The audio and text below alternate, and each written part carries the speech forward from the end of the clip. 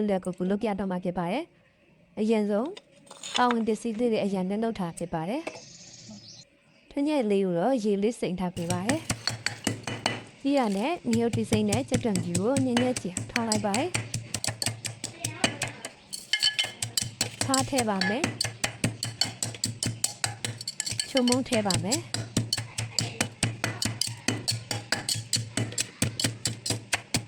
ဒီရနဲ့ခန်းညံဒီလေးကိုလေးစိတ်စိတ်ပြီးထည့်လိုက်ပါဟဲ့ငပိထောင်းလေးထည့်ပါမယ်ငပိထောင်းတုံထားဖြစ်ပါတယ်နံပြားရေးထည့်ပါမယ်နံပြားရတော့ကိုအစင်ပြာတုံးလို့ရပါတယ်ဒါကတော့ထညက်ရေးစိမ်ထားတာလေးထည့်ပါတယ်ထညက်လေးရေးစိမ်ပြီးတော့ဖြော်ထားပါတယ်ကျူထားတယ်ဆိုရင်တော့ပိုကောင်းပါဟဲ့ဒီရနဲ့နံပြားဒီလေးတွေညစ်ထည့်ပါမယ်ခေါလုံးညစ်ထည့်ပြီးဆိုရင်ရောဒမမွေထောင်းလိုက်ပါမယ်ဒီလိုဆိုရင်အချင်းတောင်းလို့ရပါပြီဒါတော့ကင်မွန်နဲ့ပစုံရောထောင်းမှုအတွက်အချင်းကြီးလောက်တာဖြစ်ပါတယ်ဒီထက်နည်းနည်းလောက်ချင်တော့နည်းနည်းလေးစက်ထောင်းလို့ရပါတယ်ဒီကနေ့အရင်ဦးဆုံးပစုံလေးကိုရေးဆေးပါမယ်ပစုံလေးရေးဆေးလို့ပြီးသွားပြီဆိုရင်တော့အခုနွားပြီးတော့ကျိုးလေးရဲ့ချီကိုထုတ်ပါမယ်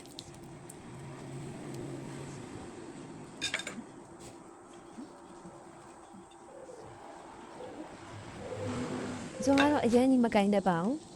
ကျိုးတဲ့ချီလေးထုတ်ပြီးအဲ့လိုဓာတ်လေးနဲ့ခွဲလိုက်တဲ့အချိန်မှာအလဲမှာချီအမြင်တန်းလေးတွေပါပါတယ်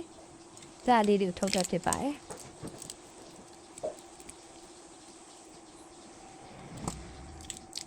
ထားပြီနော်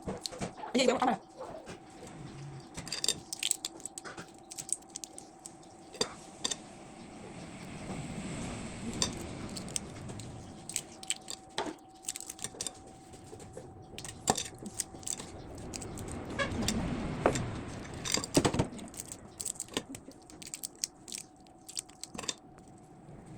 ပစုံတွေကိုအကုန်လုပ်ပြီးတော့ပြီဆိုရင်အရင်ဆုံးပစုံတွေကိုစားလေးထည့်မယ်ရှာလကိုင်လေးအနည်းငယ်ထည့်ပြီးတော့ခဏနေထားလိုက်ပါတယ်နေပြီးတော့9မိနစ်လောက်နှက်ထားပြီးဆိုရင်ရေဆေးချပါတယ်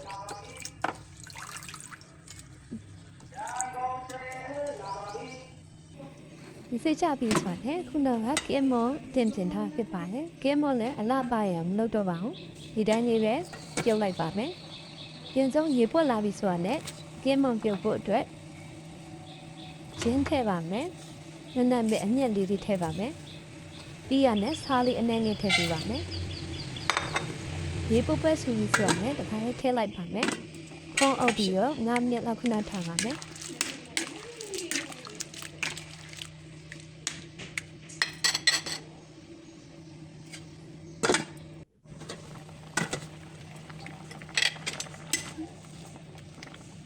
ကင်မွန်လေးလည်းရလောက်ပဲတဲ့အနေထားထိုင်ချလိုက်ပါမယ်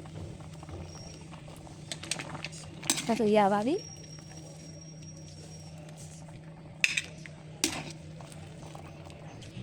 ပြင်မြနေစထည့်ပြီးတော့နောက်ထပ်ရေတအိုးထပ်ထည့်ပါမယ်ဒါကတော့ပစုံပြုတ်ပွတ်ထည့်ဖြစ်ပါတယ်ပစုံလေးကိုတော့အကြိုင်းမပြုတ်ပါဘူးပစုံလေးကိုကွေးရုံလေးပြုတ်မှဖြစ်ပါတယ်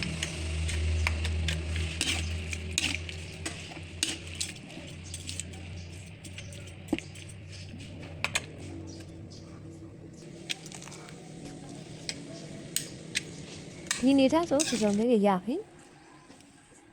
ဒါဆက်လို့ဒါတော့စားဖို့အတွက်အသီးလေးပြင်ထားဖြစ်ပါတယ်ပြီးရတယ်ခုနထောင်းတော့တဲ့အကြီးလေးကိုကင်းမုံပြုတ်ထားလိုက်ပစုံပြုတ်ထားလိုက်ရဲ့ရိုးပြီးတော့ထည့်ဝင်လိုက်ပါဖြစ်ပါတယ်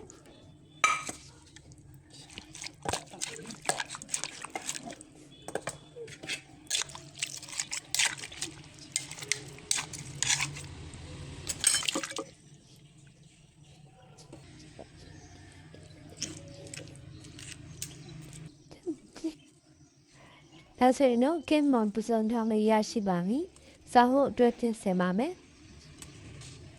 ခုနအတင်းလောက်ထားတဲ့တခွားသေးငယ်နဲ့နမ်းလေးရဲ့စတက်ရုံနဲ့အထည့်ပြီးစားမှာဖြစ်ပါတယ်အားလုံးပဲစားကြပါဦးရှင်ဗီဒီယိုလေးကြိုက်နေတဲ့ဆိုရင် like and follow လေးနဲ့ကူညီပေးကြပါဦးရှင်အားလုံးကျေးဇူးတင်ပါတယ်